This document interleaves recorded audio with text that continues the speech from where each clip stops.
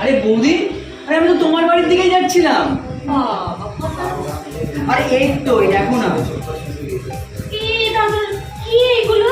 এতে একটা শাড়ি আছে আর এই তোমার বাড়ির জন্য বাজার।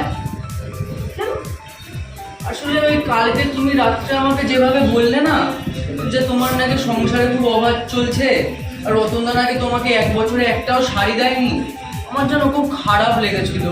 আমার সামর্থ্য তো খুব কম, তাই এইটুখানি দিলাম তোমাকে।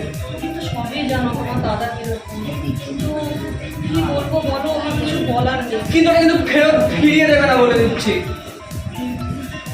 আমি তোমার কাছ থেকে ফ্রিতে নিতে পারবো না, আমার সেই অধিকার নেই।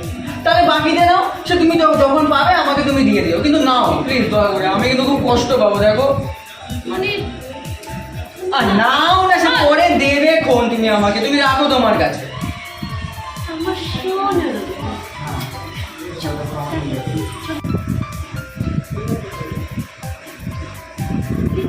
হ্যালো, আমি কি শুনছি? তুমি আমার বান্ধবী চক্করে ফেসে গেলে? আরে ও তো অলরেডি একটা বাজে ছেলে চক্করে ফেসে আছে। আমি কিছু বুঝলাম না। আচ্ছা যাও, তুমি আমাকে এটা বলো কি আমার বান্ধবী কেমন লাগে? ভালোই লাগলো। ও আচ্ছা, তুমি ভালো থেকো।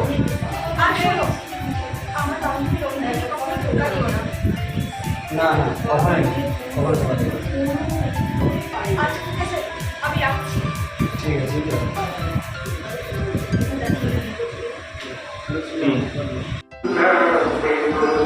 এই নিশিতা,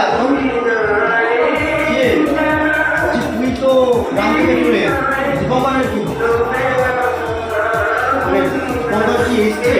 তুই তো চলে দীপঙ্করকে তো দেখছি না। আমি জানি না, বলতেও পারবো না।